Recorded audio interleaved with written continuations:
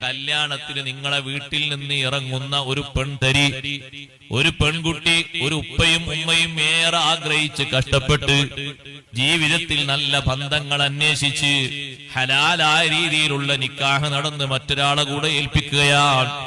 ഹലാലായ വാചകങ്ങളൊക്കെ ചൊല്ലി സാക്ഷികൾ വിസ്തരിച്ച് ആ സാക്ഷികൾ ഷർത്തത്ത രീതിയിലുള്ള സാക്ഷികൾ അത് കേട്ട് നല്ല നിലക്ക് ആ ബന്ധം യോജിപ്പിക്കുകയാണ്.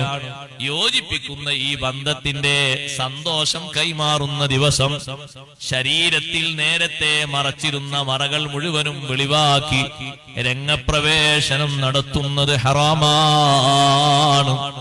അന്ന് കൈ ഒന്നും മറക്കാതെ അല്ലെങ്കിൽ കക്ഷഭാഗം വെളിവാക്കുന്ന രീതിയിൽ, അതേ മാറിടം മറക്കാത്ത രീതിയിൽ തലയിൽ മറക്കുന്നത് തോളിലേക്ക് വലിച്ചിട്ട് തലയുടെ മുകളിൽ ചില പൂക്കളോ ചില മീൻ കോരുന്ന രീതിയിലുള്ള വലയോ മാത്രം തലയുടെ മേലിൽ ഇങ്ങനെ തൂക്കിയിട്ടിട്ട് ഒരാഘോഷം, ഒരു സന്തോഷം എന്ന നിലക്ക് ശരീരത്തിന്റെ വിവിധ ഭാഗങ്ങൾ വെളിവാക്കി ആ ധരിച്ചിരിക്കുന്ന വസ്ത്രത്തിന് നീ 25,000-ഉം 50,000-ഉം 1,00,000-ഉം 1,50,000-ഉം നൽകിയാലും ശരീരത്തിന്റെ ഭാഗങ്ങൾ, തുടിക്കുന്ന ഭാഗങ്ങൾ പുറത്തേക്ക് പ്രദർശിപ്പിച്ചുകൊണ്ടുള്ള ആ വസ്ത്രം അല്ലാഹു നിന്നിൽ നിന്ന് സ്വീകരിക്കൂല.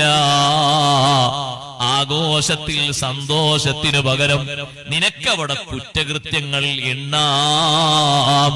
സമ്മതിക്കുന്ന ബാപ്പയും കുറ്റക്കാരനാണ്, ഇത് ധരിപ്പിക്കുന്ന ഭർത്താവും കുറ്റക്കാരനാണ്, ധരിപ്പിക്കാൻ വേണ്ടി വരുന്ന ഭർത്താവിന്റെ കുടുംബക്കാരികളായ സഹോദരിമാരും കുറ്റക്കാരികളാണ്. ഇവരൊക്കെ കുറ്റത്തിൽ പങ്കാളികളാണ്. എല്ലാവർക്കും ഇതാണ് ആഗ്രഹം. ഈ ആഗ്രഹം കൊണ്ട് കിട്ടുന്നത് സ്വർഗമല്ല. താല്പര്യങ്ങളെ കൊണ്ട്, ആഗ്രഹങ്ങളെ കൊണ്ട് നരകം നിറക്കപ്പെട്ടിരിക്കുന്നു. പിന്നെ എന്താണ് അവിടെ വേണ്ടത്?